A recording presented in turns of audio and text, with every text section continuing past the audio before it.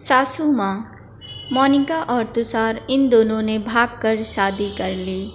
मोनिका मात्र 20 साल की और तुषार 25 साल का था। मोनिका अमीर घर से थी और तुषार मध्यवर्गीय था। मोनिका के घर वालों को इस रिश्ते से विरोध था। उसके पिता को मोनिका के लिए अमीर लड़का चाहिए था। वैसे भी मोनिका के पापा के मुताबिक उसकी शादी करने की उम्र भी नहीं थी। थोड़ी सी समझ आने पर वह तुषार को भूल जाएगी, ऐसा मोनिका के पिताजी को लगता था।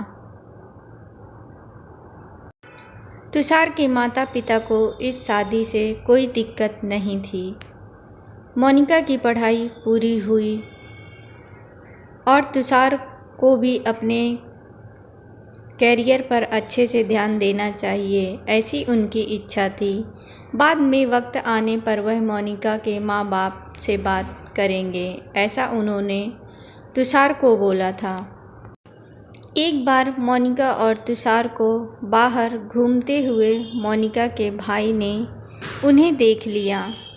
मोनिका को ज़बरदस्ती से घर लेकर गया। उसके घर एक ही तमाशा होने लगा। उन्होंने मोनिका का घर के बाहर जाना बंद करवा दिया। लास्ट में संधि देखकर उन्हें दोनों ने भागकर शादी कर ली। मोनिका के घर वालों ने उसे सारे रिश्ते तोड़ दिए। तुम कभी भी खुश नहीं रहोगी, ऐसे उसे बद्दुआ दी।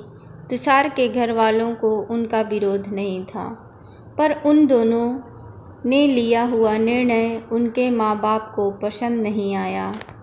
हमें एक बार बताया तो होता, हमें कोई न कोई मदद कर सकते थे। हम मोनिका के घर वालों से इस बारे में बात करते, ऐसे तुषार को उन्होंने कहा। पर अब जो हुआ सो हुआ। उन्होंने मोनिका को बहू के रूप में स्वीकार किया। मोनिका और तुषार को लेकर वह मोनिका के मायके में भी गए, पर मोनिका के पापा अड़े हुए थे। उनको मोनिका का चेहरा भी पसंद नहीं था। पापा के खिलाफ जाने में माँ की हिम्मत नहीं हो रही थी। मोनिका के लिए अब मायका पूरी तरह से छूट गया था।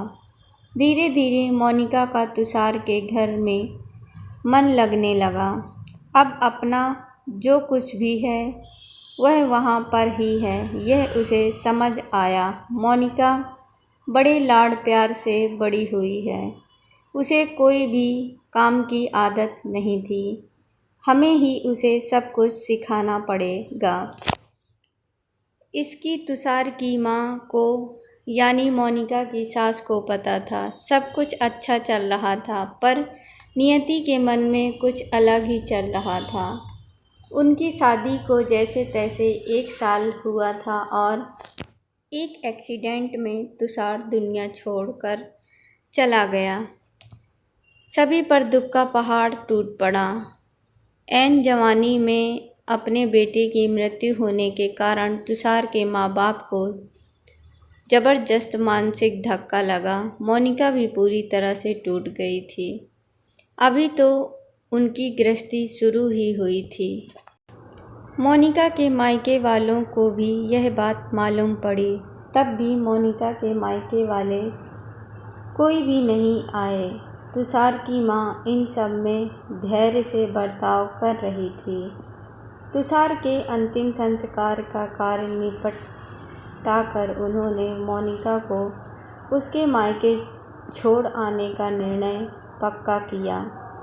मोनिका उसके मायके जाने के लिए तैयार नहीं थी।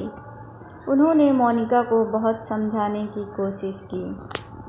बेटी, तुम्हारे सामने पूरी ज़िंदगी पड़ी है, इसे बर्बाद मत करो। मैं बात करूँगी तुम्हारे माँ पापा से। ज़रूरत पड़ी तो मैं उनके पैर तक पकड़ लूँगी।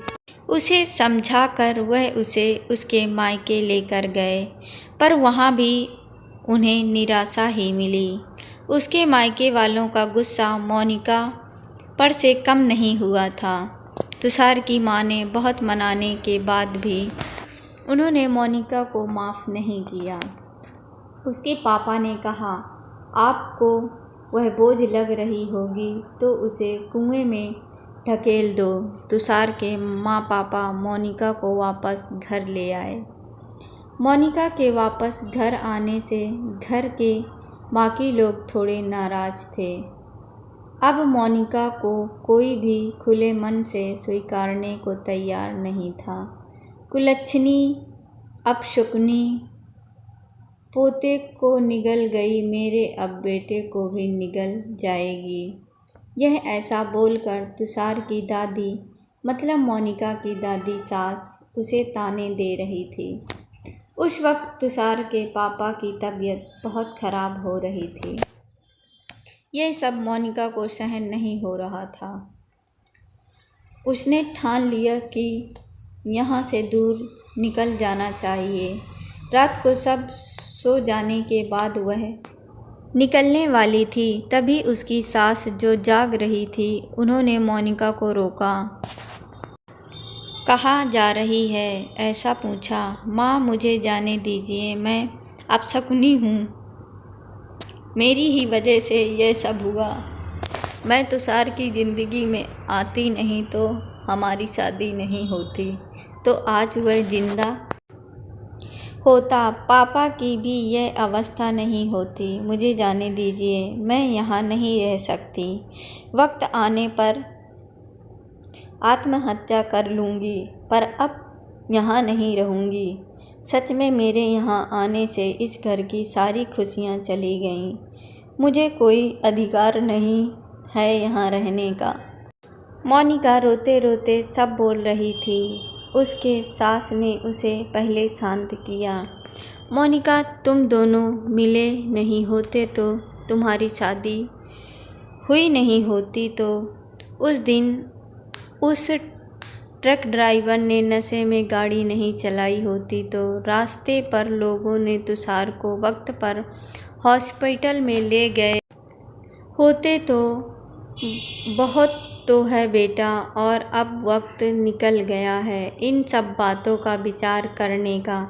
तुषार तो मेरा बेटा था, मेरी क्या अवस्था हुई होगी इन सब में। एक बार तो विचार किया क्या तुमने? वह तो चला गया और अब तुम भी छोड़कर चली जाओगी।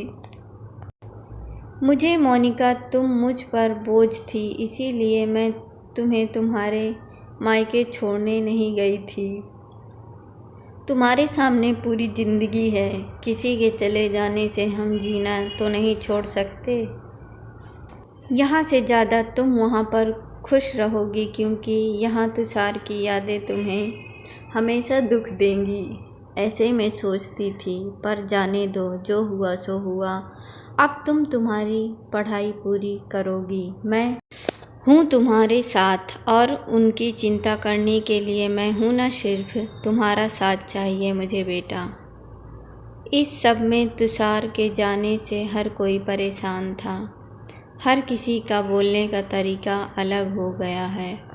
तुम्हारा दुख मैं अच्छे से समझ सकती हूँ, पर अब तुम्हें संभलना होगा। लोगों का बोलना नज़रअंदाज करना होगा। तुम्हें मन लगाकर पढ़ाई करनी होगी। तुम कोई भी गलत फैसला नहीं लोगी, इसका मुझे वचन दो। मैंने मेरा जवान बेटा गंवाया है और अब बेटी को नहीं खोना चाहती। सास को बातें सुनकर मोनिका को रोना आया। उसने सास को गले लगाया। माँ, मैं कहीं नहीं जाऊंगी आपको छोड़कर। आप जैसा बोलोगे वैसे ही मैं करूंगी। मोनिका की सास भी मन भर के रोई। आज पहली बार उनका दुख फूटकर बाहर आया था। आगे मोनिका ने मन लगाकर पढ़ाई की। बहू नहीं, वह उस घर की बेटी बनी। बहुत सारे ताने, बुरी बातें सुनने उसने। हर एक राह पर उसके सास उसके साथ थी। वो दोनों एक दूसरे की ताकत बनी। मोनिका IAS अधिकारी बनी। अब उसे दोष देने वाले लोगों का मुंह बंद हो गया। मोनिका के मायके के लोग वालों ने भी यह खबर पता चली उसके पापा के सिवाय मायके के बाकी लोग उसे पूछने लगे थे। सास ने अच्छा जोड़ीदार चुनकर मोनिका की दूसरी शादी करवाई।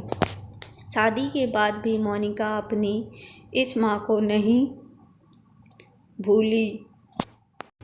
शासकीय अंतिम काल में भी मोनिका रात का दिन करके सेवा में हाजिर होती थी। सास के रूप में मोनिका उनकी ज़िंदगी खरे अर्थ से जीना सिखाने वाली माँ उसे मिली थी। पर सच में मोनिका की सास जैसी ऐसी कितनी समझदार औरतें इस समाज में हैं, जो एक चौखट से बाहर जाकर सोचती हैं और दूसरों का अधिकार बनकर उसका जीवन सफल बनाती हैं।